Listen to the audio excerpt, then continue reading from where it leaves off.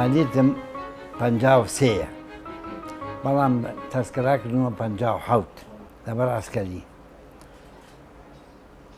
اینجا ئەمەم کۆ کردوێتەوە لە پێشمەرگەوە لە شێخەوە ئەنوا ئۆشکاڵ هەمووی هیوایەتم بووە لە بیدایەتەوە حەزم لێ کرد. ئەمانە کۆکەمەوە بێ فەرق و جیاوازی کردومە.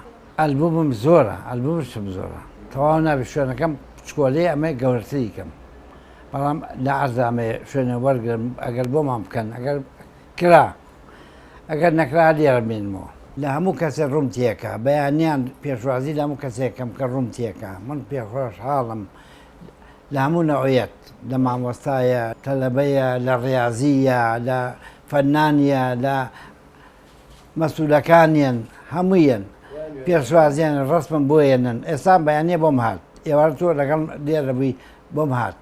ئەم شتادەم کۆ کردوێتەوە ئێوە زەمەنی قەدیم ئەو تەجیلانە هەمووی گرۆندیکە، ئەو ڕادیۆیانە هەمووی گرۆندیکی تایە، هەمووی گرامی تایە. بۆ هیوایەتی کۆم حەزم لێ کردووە کۆ یەکەمەوە. ئەو ئەرشیفێکی زۆرە بۆ من، حەزم لێتی بەیانیان یەک مەقامی حەسەنی لێم هەموو دنیایانێ بۆ من.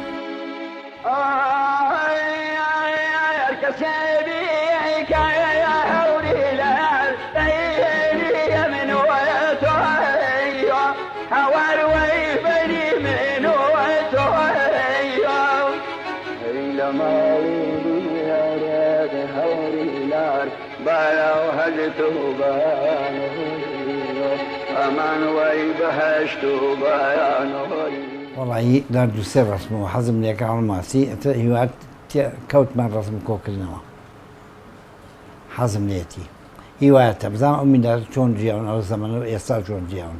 ئەم نەم پێخۆشە هەیە دوای پارە کەوتووە، من دوای ڕسمانە کەوتوم، دوای تەجیلانە کەوتم، دوای ئەم شتە جوانانە کەوتم، خزمەتی و میلەتەی پێ بکەم. ئەمەی من ئەو کەسەیە کە ڕووم تێکە ئەیبینێ.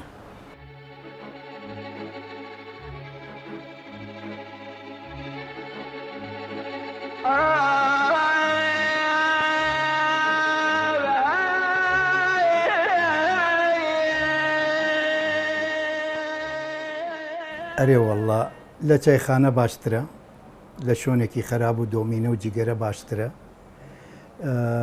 شوێنێکی ئاساواری یعنی هەرچی سێمانی، هەرچی کۆن، هەرچی ئینسانی محتەرەم، هەموو کەسایەتی تایە سلێمانی لێرە، کێت دەوێ هەیەی، هەمووی شخصیاتە، هەمووی شەهیدە، هەمووی پێشمەرگەیە، شتێکی خۆشە ئینسان کەیتە بۆ ئێرە دڵی ئەکرێتەوە، بیری سلێمانی کۆنەکات نەک ئێستا.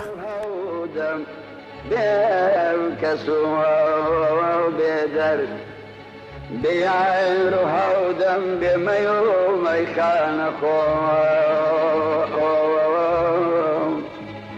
سمعت نوار